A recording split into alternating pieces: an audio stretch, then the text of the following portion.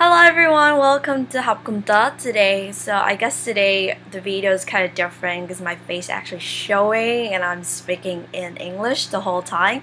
But I'll make a Vietnamese version of this video and upload it later. So welcome to come back and to subscribe anytime. So the biggest question is, how did I get the money to travel so much? I mean, isn't it so obvious to you?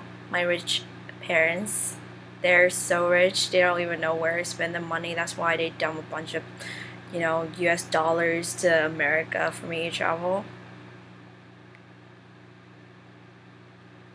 Not really. Duh.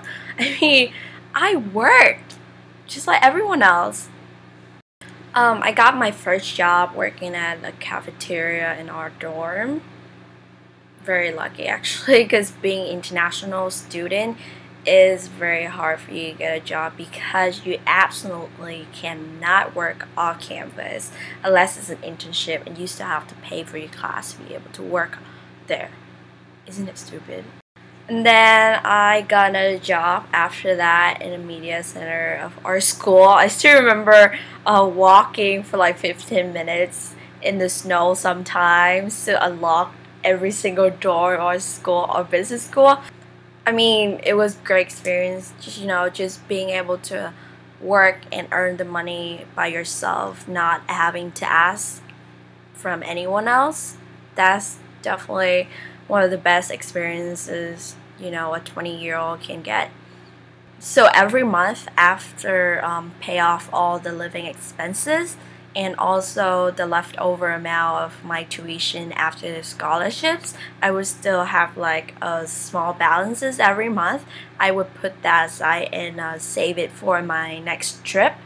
So that's how I got the money to travel. Yeah, just like everyone else.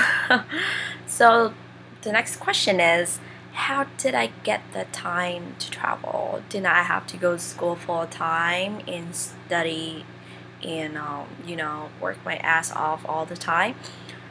Yeah, I did. I mean, I worked throughout the summer too, but I can't ask my boss a week off.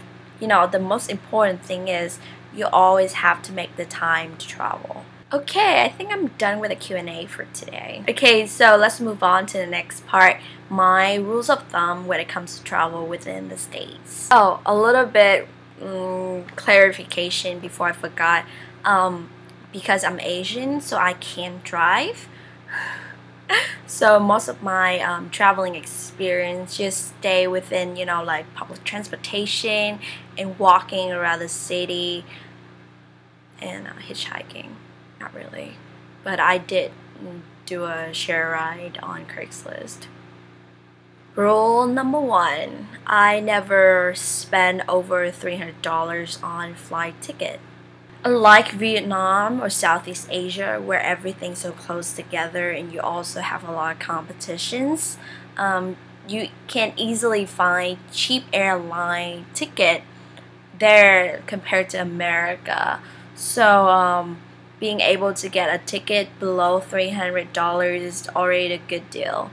Because of this, every time I see a flight deal, below $300 into places I've never been to, I would book the flight right away if it's within the day I can get off or no school.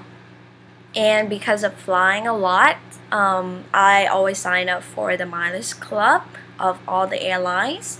Actually, is very helpful for the international students because you're flying back and forth within the states in your home country. So a lot of time you accumulate a lot of miles, and because of that, I can use my miles and redeem free flights very, like quite often. Rule number 2, taking the buses to another city or another state if you can. Well, especially the East Coast or, along the West Coast, actually, Mega Bus now has expanded a lot of routes to different cities. So if you don't like flying or you find it very expensive to fly and you have tons of time in the world, I highly recommend you taking those buses. Mega bus is the bomb. Well, honestly, I don't really know how the quality is now, but back then when I took it, it was great. Rule number 3, don't travel like a queen. What it means is you don't go and stay at a 4 or 5 stars hotel and go eat out, spending $20-$30 a meal every time. I actually couch surf a lot or stay at my friends' places. I always stay at a hostel before. But sometimes it also means you have to stay, like an hour away from the city, but it's still worth it. So my last rule of thumb is walk as long as you can. I already told you that I don't drive, so I actually save a lot of money on parking, renting a car, gas, and stuff like that. But at the same time, taking public transportation is not free either. So every time you take it, it's about $2. So with big cities like New York, San Francisco, or even Los Angeles or Seattle, you can totally walk around and see things. It's still better than sitting on the subway and going through the underground and see nothing. I'm sure you have tons of excuses to tell yourself every day why you cannot travel, right?